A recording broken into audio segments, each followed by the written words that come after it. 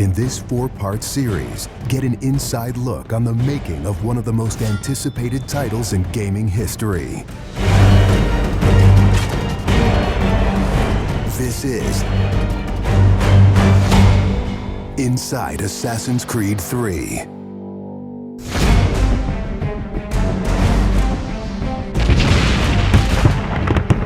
Something we really wanted to emphasize was the sheer brutality of combat in the period. We've all seen the paintings of the Revolution, and death is glorified, death is angelic, but it wasn't that way on the battlefield. It was a brutal conflict.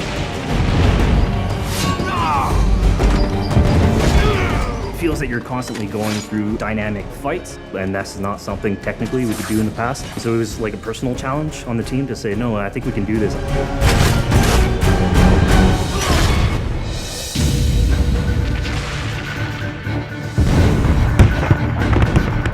These armies are filled with different types of weapons.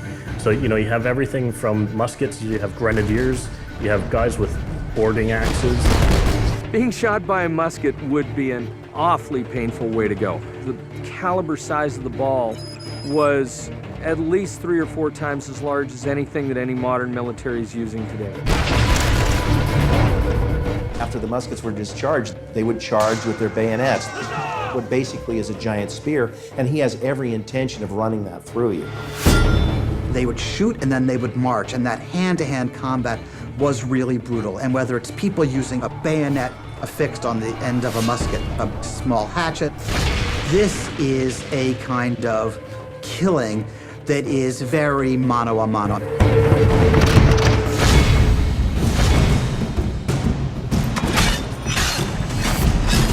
All the animations, all the weapons are brand new. It was interesting to start on a new style of fighting that is much more close and aggressive. Connor's favorite weapon is the tomahawk, obviously super deadly in hand-to-hand combat. Also the bow and arrow. It fits with his native heritage and it's lethal. The rope dart, it's a real accurate Chinese tool that we found the references for that period as well. He can use it from the ground, so he can bring the enemy towards him. It gives him the ability, for example, on a tree, to hang someone from above.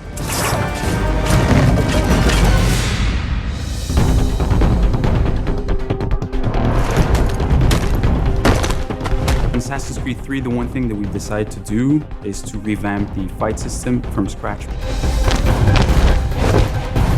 We wanted the skill in the combat in the game to be about transitioning from character to character by choosing the right moves, by performing them correctly. It allows you to basically mow your way through large numbers of people if you're good enough without stopping. What do you do if you go into a bunch of guys with muskets and they try and shoot you? So we had to figure out, can you dodge them? Can you run away? And we've added all these options, but our big one is the meat shield, where you can grab a guy and he gets shot instead.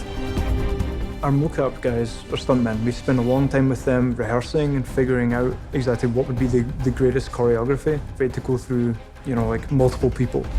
Connor is trained in a very different style of fighting to the British soldiers. The close quarters flow of the combat that's happening between the punches, the kicks, and everything else is indicative of what happens in the real world.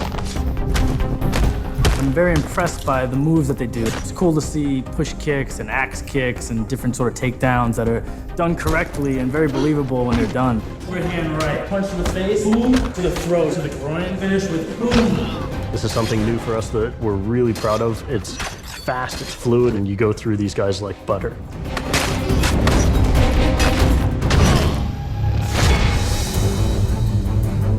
Connor is essentially the first guerrilla fighter. He's someone whose goal is always to move behind enemy lines, to pick off his target, and to escape.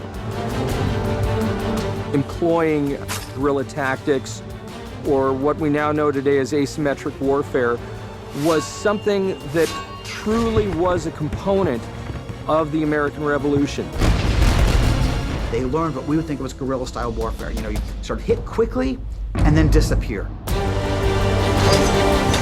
American tactics were really frowned upon by the British because the Americans did adapt the tactics that were used by the Native Americans from the French and Indian War. The first big battle at Lexington and Concord takes place on a New England town green. And as the soldiers march back to Boston, they are marching along a dirt road lined by stone.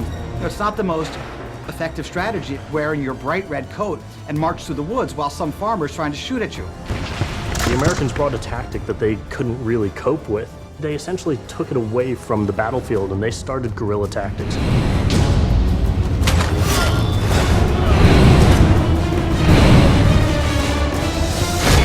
Next time on Inside Assassin's Creed 3, the hero behind the war.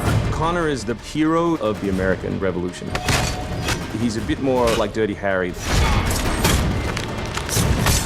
Connor is the current day Special Forces soldier. Silent, stealthy. He's fighting for freedom and he's fighting against tyranny.